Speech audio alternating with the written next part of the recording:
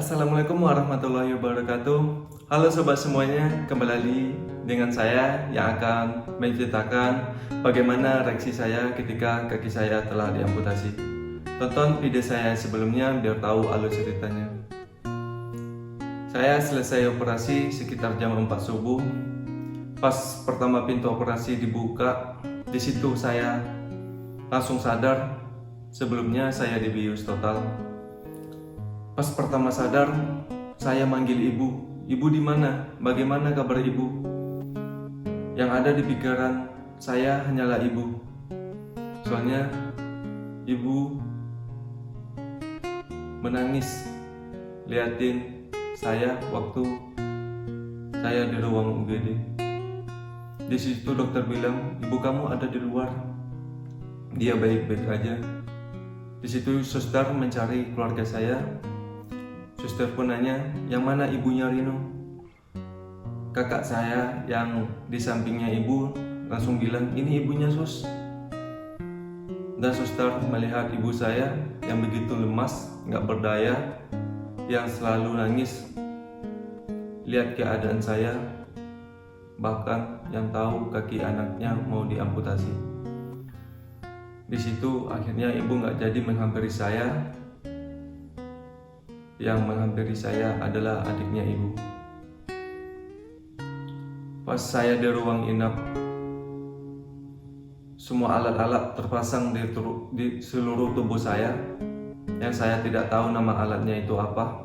Yang hanya saya tahu itu kabel-kabel yang terpasang di seluruh tubuh saya.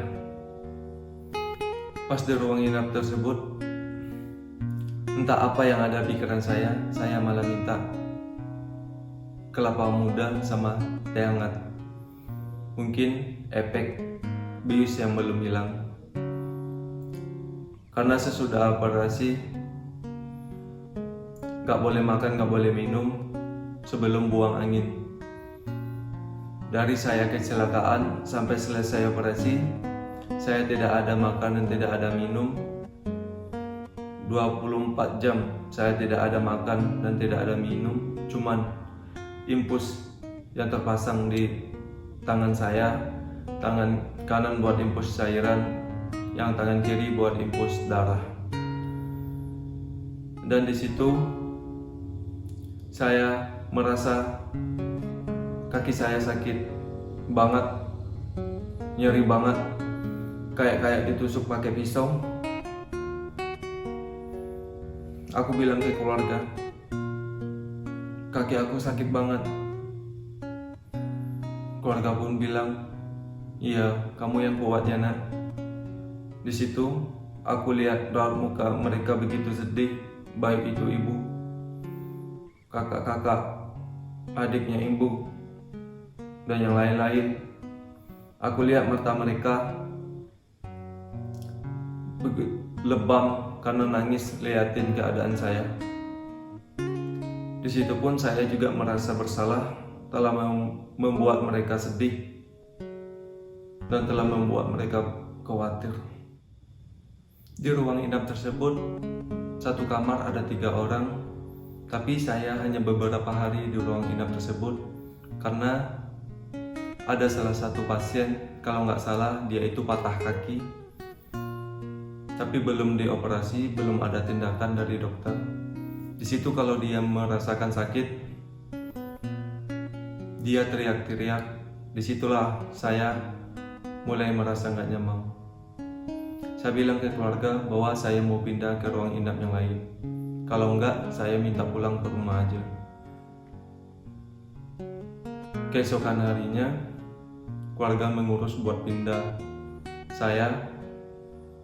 Alhamdulillah saya pindah ke ruang VIP.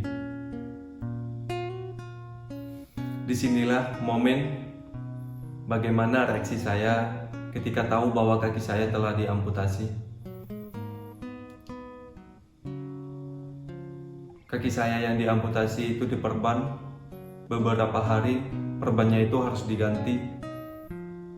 Dan dokter bilang ke keluarga bahwa saya harus dikasih tahu kaki saya telah diamputasi. Di situ keluarga Gak ada yang berani buat ngasih tahu ke saya bahwa kaki saya diamputasi, karena takutnya aku shock berat, stres. Akhirnya keluarga menemukan jalan keluar buat ngasih ke saya bahwa kaki saya telah diamputasi.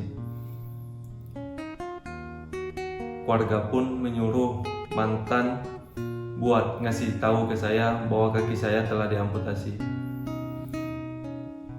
Di situ pun mantan masuk ke ruangan, dia duduk di samping kepala saya, dia nangis. Aku bilang sama dia, "Kamu kenapa nangis?"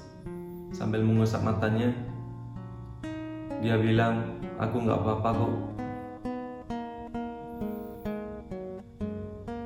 Akhirnya dia memberanikan diri buat bilang ke saya bahwa kaki saya telah diamputasi, yang kiri tidak bisa diselamatkan lagi. Akhirnya terpaksa diamputasi. Di ruangan tersebut,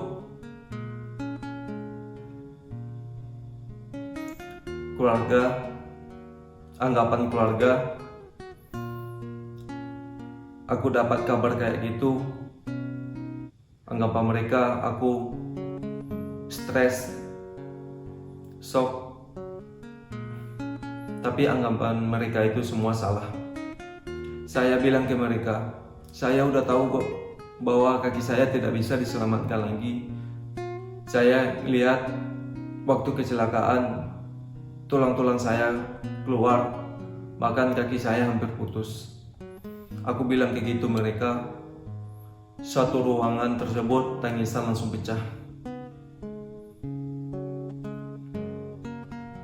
Setelah itu saya minta keluarga buat keluar bentar. Saya mau ngomong berdua sama mantan. Akhirnya keluarga pun keluar. Yang ada aku sama dia di ruangan itu. Aku bilang sama dia, "Kamu udah tahu kan kondisi aku sekarang seperti apa?" Terus dia bilang, "Iya, aku udah tahu. Kalau kamu udah tahu kondisi aku sekarang kayak apa, apakah kamu mau nerima keadaan aku yang sekarang? Kalau kamu gak bisa nerima, aku ikhlas kok kalau kamu pergi. Tapi kalau kamu bisa menerima keadaan aku yang seperti ini, kita mulai lagi dengan nol." Apa dia jawab?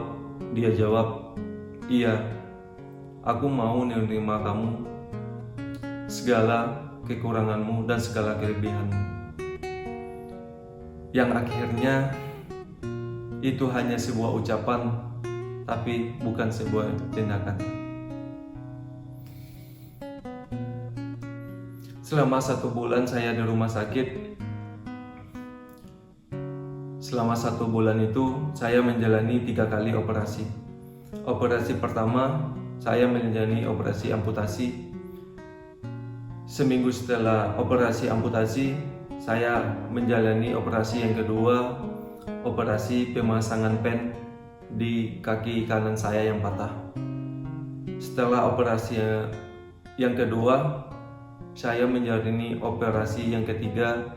Kaki saya yang diamputasi itu operasi penutupan, karena lukanya belum ditutup karena masih pembersihan. Waktu operasi penutupan itu, punggung saya disuntik dengan suntik yang begitu besar. Badan saya separuh mati rasa di bagian bawah. Saya pun baring. Terus dokter naruh kayu di punggung saya. Kedua tangan saya pun diikat. Terus perut saya dikasih kain pembatas biar saya tidak melihat kalau dokter mengoperasi kaki saya. Di situ dokter mengoperasi kaki saya terasa dokter ngiris-ngiris daging kaki saya, tapi saya tidak merasakan sakit. Pas dokter nokok tulang kaki saya diamputasi, tak. Di situ saya merasakan sakit. Saya pun teriak, "Sakit, Dok!" Di situ saya langsung panik, langsung stres. Tensi saya naik. Akhirnya dokter membius total. Akhirnya aku tidak mensadar.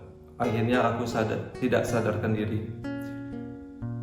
Setelah beberapa hari operasi penutupan,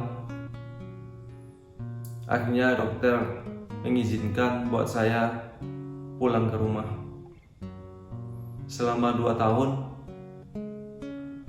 saya harus check up.